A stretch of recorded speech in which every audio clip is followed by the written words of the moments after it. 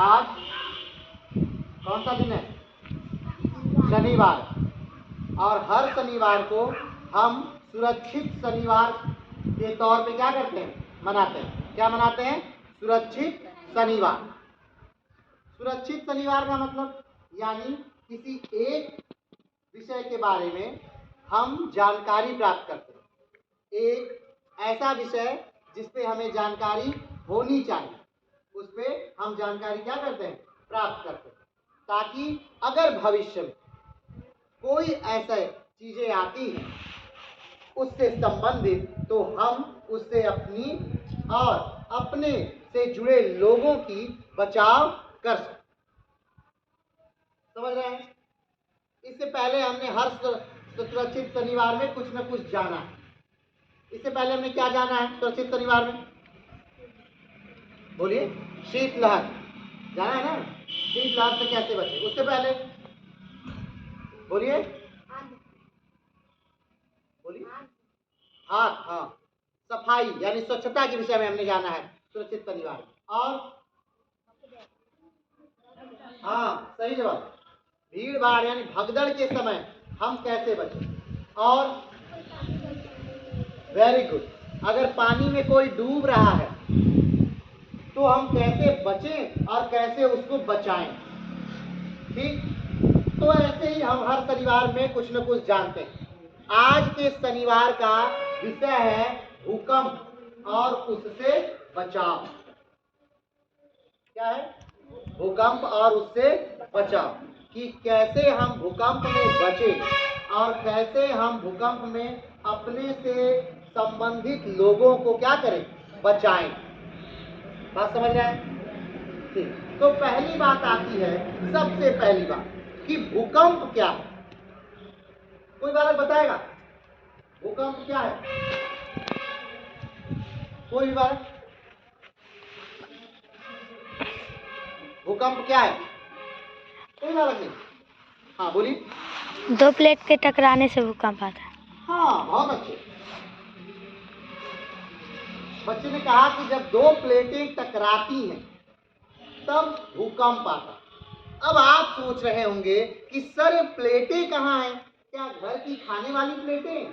तो नहीं, घर की खाने वाली प्लेटें नहीं, बल्कि हम जिस पृथ्वी पर खड़े हैं, ये पृथ्वी कई प्लेटों से मिलकर के क्या हुई है? बनी हुई। कई सारी प्लेटों से मिलकर के क्या हुई है? बनी है। और ये जो प्लेट है ये ऐसे ही गति करता रहता है।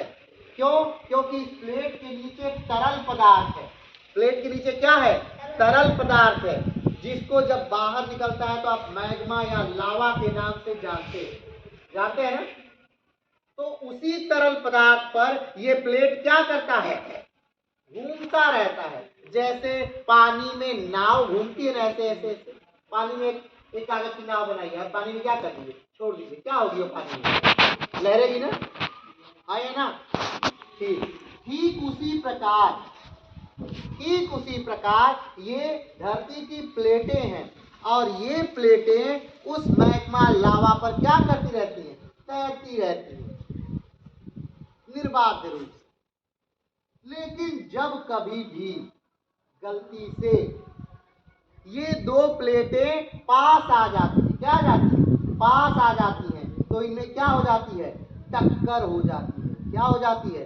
टक्कर हो जाती है। तो सोचिए, जब दो टुकड़े लड़ेंगे, जो दो छोटे छोटे टुकड़े मान लीजिए लड़ रहे हैं, कहीं से मिट्टी के दो टुकड़े लेके आइए। चलिए, ये एक ईट, ये एक और ये दीजिए। हाँ, चलिए, मान लीजिए ये दो प्लेट है, ठीक है, और ये क्या कर रहा है? ऐसे ऐसे विचरण कर रहा है, ठीक है, और ये आके एक दूसरे से क्या हो गया? टकरा गया। तो टकराने से क्या हुआ? पहली बात तो बहुत जोर से आवाज हुई, और आपने देखा ये क्या हुआ? टूटा भी। ये देख लीजिए, ये क्या हो गया? टूट गया। तो यानी कि जब टक्कर होगी तो क्या होगी? टूट फूट होगी। वैसे ही जब दो प्लेटें टकराती हैं तो उसके ऊपर स्थित जनजीवन क्या होता है, तहस नहस हो जाता है। और जो केंद्र होता है भूकंप का, यानी किसी एक जगह जिस जगह टकराती है, तो वो जो केंद्र होता है भूकंप का वो सबसे ज्यादा प्रभावित होता है। क्या होता है, वो सबसे ज्यादा प्रभावित होता है। बात समझे? और इस तीव्रता का मापन या इस समयावधि का मापन जिस यंत्र से करते हैं उस यंत्र को कहते हैं सिस्मोग्राफ। क्या कहते हैं? सिस्मोग्राफ कहते हैं। उस यंत्र का नाम है सिस्मोग्राफ। ये तो पहले प्रश्न का उत्तर होगा। पहले प्रश्न का उत्तर मतलब ये कि क्यों भूकंप आता है। हो गया उत्तर? किसको पता नहीं चला? किसको किसको पता चल गया कि भूकंप क्यों आता है? हाथ खड़ा करिए। Very good. चलिए, सारे बड़े बच्चों को पता चल गया कि भूकंप क्यों आता है। दो प्लेटों के टकराने से क्या होता है, भूकंप आता है। चलिए, बहुत अच्छे। लेकिन अगला प्रश्न है कि भूकंप कब आता है। तो पता है, इसका भी उत्तर पता चल गया, टकराएगा तब आता है। अगला प्रश्न है कि भूकंप से क्या कोई हानि है। तो इसका भी जवाब था कि हाँ, भूकंप से हानि है। ये जो जितनी बिल्डिंगें बनी हैं, जो पृथ्वी के ऊपर कोई भी निर्माण कार्य हुआ है, वो सब भूकंप से क्या हो जाता है, सब क्या हो जाता है, टूट फूट जाता है, सब नेस्तो नाबूद हो जाता है। तो अगला प्रश्न आता है, तो क्या भूकंप से बचा जा सकता है। तो उत्तर है हाँ, भूकंप से बचा जा सकता है।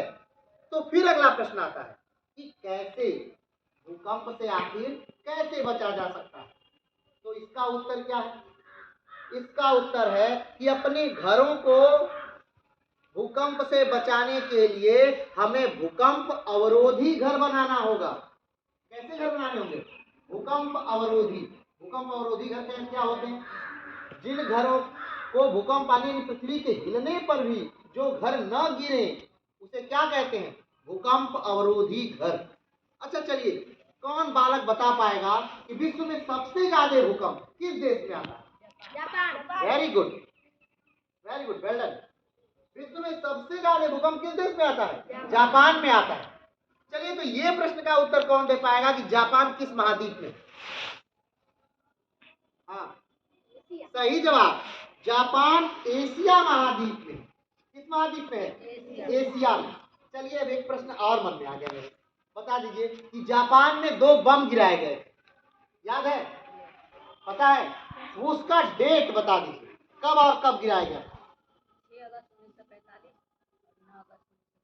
एकदम सही जवाब, 6 अगस्त 1945, 9 अगस्त 1945। अब ये भी बता दीजिए कि किस देश ने गिराया था?